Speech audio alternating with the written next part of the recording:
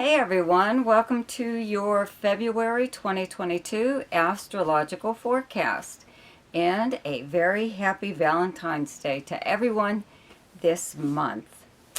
Special thank you to my loyal subscribers who continue to support me and like and share and comment on my videos. Thank you so very much. If you're new to my channel and you like this video, don't forget to subscribe. And also check out the links below in the description box. There's one there to my website where you can learn more about the chart services that I offer. There's also a link to something called Ask Me a Question, and it's for those of you who only want to know just a few things about your chart. Okay? And also check out my weekly forecast, which I will be starting again. Okay, so now for your forecast. Hi Cancer, welcome to your February 2023 astrological forecast. Happy Valentine's Day to you. Anyways, okay, so the sun's in Aquarius in your 8th house of other people's money and resources, passive money, coming to you through means other than earning it. So this is like insurance payouts, legal settlements, increase in credit even, or a bank loan or some kind of loan, refunds, credits, inheritances. Okay, big house of inheritance, but it's also the house of shared resources and shared debt even. Okay, so this is a partner house kind of. Okay, it's also the house of death and rebirth, a new beginning. Okay, so Pluto will actually be moving here very soon, but right now Saturn is here. And what these planets are doing when they're following each other is, because both Saturn and Pluto are kind of planets of endings, they kill off in a way, you know, because Saturn is represented a lot of times as the Grim Reaper, and Pluto is Hades, you know, known as the Greek god of Hades, hell, the underworld, whatever. So Saturn here is kind of like clearing away an awful lot of stuff about yourself, even any kind of bad habits you might have, something you were holding on to that probably was really holding you back, and what really wasn't all that important, you know, all kinds of fun stuff. And when it leaves here, Pluto will move into this area and just kind of, again, we're back to the phoenix rising from the ashes, so it's a whole new you. Right now, this is ending, okay? All this stuff is like getting its wrapping up the, its stay here, okay, in your 8th house. With the sun here, this is where your attention is right now. Okay, the sun's here up until the 18th. Mercury will move here on the 11th, but for up until, like, you know, the 10th, 11th, whatever, Mercury's still in your opposite sign of Capricorn in your 7th house of your close relationships and partnerships, romantic, business, friendship, also the house of arrangements, agreements, contracts. Mercury's been here for a while. It keeps going, you know, direct, retrograde, then direct again. So it's in direct motion. It's leaving here finally. So there could have been some kind of back and forth communications that you've been having with someone. It could be, you know, like an arrangement or an agreement, okay? But it could be even in any kind of relationship that you have with someone. Business-wise, you know, it's something that more or less is continuing and carrying over into your 8th house of partners, shared property and shared, like I said, shared credit and debt and accounts and stuff like that, bank accounts, credit cards. Could be something like that going on here, but you should have come to some kind of conclusion or are coming to a finalization of an arrangement or agreement that you have with a friend, business partner, or romantic partner. And this could affect you financially when these planets, when Mercury moves into your 8th house along here with the sun in Aquarius, okay? So you could even be like where you were waiting for, you know, it's tax time here in America. I don't think anyone's gotten their refund back already, you know, but I know they start processing them at a certain time, but that could be something or other that you've been waiting for. You know, you were waiting for uh, something that was due you. 8th house isn't just monetary, okay? It's, again, other people's resources. Anything can be a resource, okay? Not just money. So someone could even have something of yours, you know, that maybe they've had for a really long time, and you want it back. You loaned it to them, or someone, you know, their bills or whatever it is that they're doing has become like a real burden on you. You know, if this is a business partner, they may be spending too much money, or not spending the money properly, or putting it where you had originally even agreed to expand or something like that. Or this could be a romantic partner that was spending very lavishly, or you both disagreed kind of, or had to come to some kind of an agreement as to how you spent whatever resources you have, okay? And a lot of times it's even just trying to decide if it's worth it. Should we spend this money, or what should we do? 8th house, though, I do have to say, you know, this being the house of inheritance and legacies, a lot of time when Saturn is here, someone does pass away, and that is why you are inheriting. You don't someone does not have to pass away, though, or die in order for you to inherit, okay? But there's a lot of times people are just removed from your life for some reason or other, even if they just moved away, okay? And they are giving you something. If it's money, that's one thing, but they could be giving you even just like their furniture or stuff that they have that they're not going to be taking with them if they're like physically moving, leaving you in some way or other, okay? Now there's a full moon on the 5th in the sign of Leo in your 2nd house. That's where you have Leo.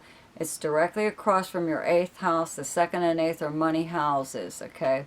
So there could be something, you know, it could be a pretty big deal having the full moon in your 2nd house of earned income, how you earn your money. This is like your main money house.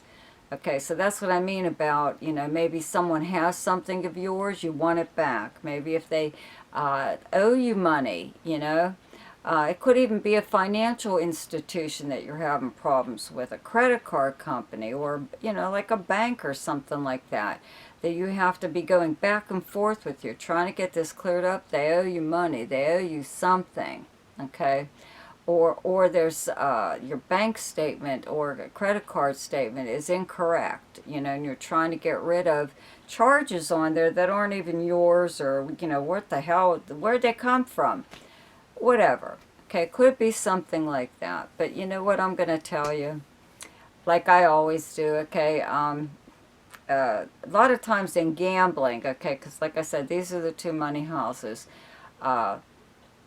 Trines, things like a trine, you know, an aspect. It's a 120-degree angle. It's very nice and pleasant, and sometimes too weak to bring about an impact that is necessary, let's say like for a win or some kind of action. Okay, now in opposition sometimes, and especially this is a minor one, the opposition of the moon in the sign of Leo to planets in Aquarius. They're opposite signs, okay? So I would play the lottery around this time. Around that full moon, you know, give or take a day or two, you know, it's happening in your 2nd house. It's a money house. It's opposing another money house.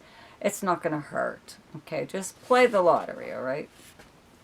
Anyways, so the sun moves into Pisces on the 18th, okay? Venus is in Pisces up until the 20th. Then it'll move into Aries into your 10th house. But up until that point, it's in your 9th house. The new moon is also on the 20th in Pisces in your 9th house. And of course, Neptune is still here in Pisces. So, 9th house is, excuse me, a big travel and communication house, usually long distance, media, publishing, higher learning, foreign people, foreign anything, foreign languages, people who live in another country or at a distance from you. This is a social media house also. It's also the house of legal matters. Okay, having Neptune here, this is the house of spirituality and religious beliefs. It is your philosophy on life. This is really bringing out a very spiritual side to you, since this Neptune's been in Pisces for a really long time. It is a, fellow water sign, so it's created the trine, the 120-degree angle to your sun or whatever other planets you have, or rising sun, even in Cancer. So it's really bringing, like expanding your mind in some way or other. When it comes to different cultures, by now you've more than likely adapted or adopted, something from another culture into your life, even if it's like a way of well, it could even be something like yoga, or something spiritual even. Let's say, I don't know, maybe your religious beliefs have changed a little bit, or you're adding, certain beliefs from other cultures, and everything meshes together, you know what I mean? It's not like you're coming up with your own religion, but you're taking the best of each subjects, let's put it that way, that you've learned, and taking what you can from them, that it helps to enhance your whole life in some way or other, because it's now integrated into your life in like a way. Okay. Anyways, this new moon here could bring some kind of aha moment in that area in your life, or as far as foreign travel or communications, you could be in contact with someone. It could be someone new, but I would have to say more than likely someone who is at a distance from you, or is foreign in some way or other. They're either from a different culture or a completely different background than yours, even as far as the education goes. But you could have, having Venus here, it does bring about a really nice rapport with everyone. Kind of, you could be very poised when in the company of foreigners, and a lot of times, you may even know some of their customs or whatever that puts these people at ease. Okay, so just a little bit, more contact, more or less, even if it's just online and social media. Okay. This is also the house of adventure. I don't see anything too earth-shaking here going on, but you could take up something that's a little bit fun, even if it's just for like a day or so. It's something you could be doing on your own. You could do this even with a friend or whatever, but I would have to say it's something interesting. It could be... I'm not even sure if this is still around, transcendental meditation, TM. That was like a lot of times it seems like there's a fad or a phase that society goes through.